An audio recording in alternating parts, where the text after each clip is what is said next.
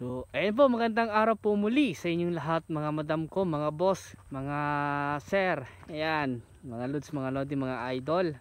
So, another rice field po ulit ang ipapakita pa namin sa inyo. Dito pa rin po sa bayan po ng Gimba. At tignan niyo po naman, kakaanin lang po nila ito siguro kaninang umaga or kahapon po siguro. And then tignan niyo naman po dito sa kabila, oh. Ang gaganda ng palay nila. Grabe, oh. At sigurado tama-tama, kaso nga lang yung presyo ng palay po ngayon nasa 16.50 yata po per kilo. So mababa. Yun po yung ano yun, yung kakaani lang, pero pag i-dry mo yata siguro nasa mga 20 siguro. Pero mas maganda ibenta mo na lang ng kakaani kasi mas mabigat po siya, unlike po sa nabilad o sa dry.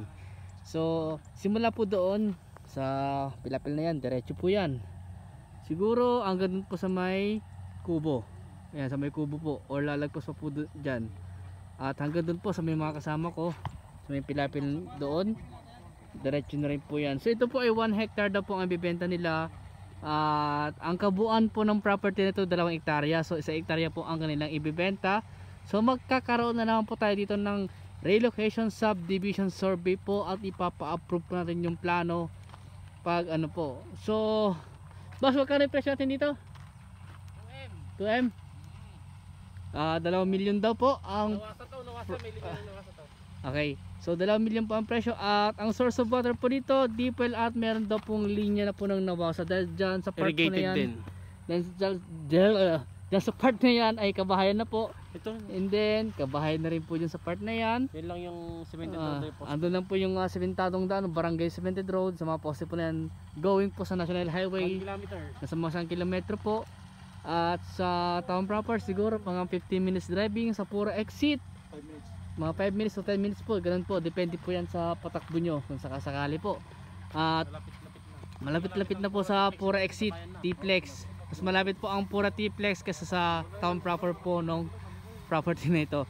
So sa Maynila siguro mga 3 oras po ang biyahe. Ang kagandahan dito, maganda ang ani dito. Oh, at ang maganda po dito, yan sa mga mahilig po sa palayan, maganda po anihan po dito sa bayan po ng Gimba. Nakikita niyo naman po yung mga palay, yung kanilang butil, oh, talagang namumukadkad, maganda yung lupa at irrigated po ito, may irrigation daw po sa banda roon. So irrigation. Kanal din po. Ayan, tapos may kanal din po ito ng irrigation sa part na ito. So hindi po sila nagkukulang ng patubig. Dahil siguro boss yung kubo na yun, baka may deep well doon. Meron. Kasama ba yung boss? Kasama? So may deep well daw po doon sa may kubo. Ayan po. So maganda po itong property na ito sa mga mahilig po sa palayan. Malapit lang po sa highway. Mga ilang metro lang po layo po niya. Pwedeng gawing farm.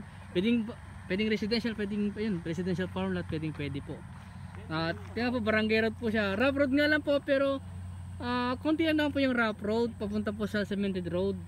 At ang sinasuggest lang po namin pag mag-viewing kayo, mas maganda po yung mataas na lang po yung pang ilalim para at least hindi po tayo magkaka po sa kasi pag kotse po baka medyo sa mild side po sa part na yan. Kaya mas maganda po yung mataas na po lang yung pang ilalim, mga SUV mo, kaya mga 4x4, mga ganun po. So power line andyan na po sa part po na yan. So at mga ilang metro lang din po siguro yung sa power line. So maganda po siya, maganda tong property na ito. So limited lang po yung sinabi sa amin ng aming source sa property na ito. At yun nga po, 1 hectare po. Tapos kailangan natin subdivide dahil 2 hectare po yung kabuang area ng property na to. Tapos 1 hektarya lang po yung kanilang ibibenta. So tinatanong ko nga kung buhay yung nakapangalan para sabi ng source namin. Hindi na niya maano kung kasi ang nakapangalan daw yata sa kanila yung lolo. Tapos yung lolo daw po is buhay pa naman daw. So pwedeng buhay pa siguro. Ayan. Okay, so karamihan po na i-vlog po namin sa araw to puro mga rice field. So sa mga naghahanap po ng rice field po na ganito, at kung gustong maranasan magtanim ng palay, baka ito na pinahanap nyo. Tignan nyo po, ang gaganda ng mga ano nila, oh. Grabe. So hanggang dito po muna. Yan, please follow and subscribe nyo po ako sa aking YouTube channel, ganoon din sa aking Facebook. So maraming salamat po and God bless.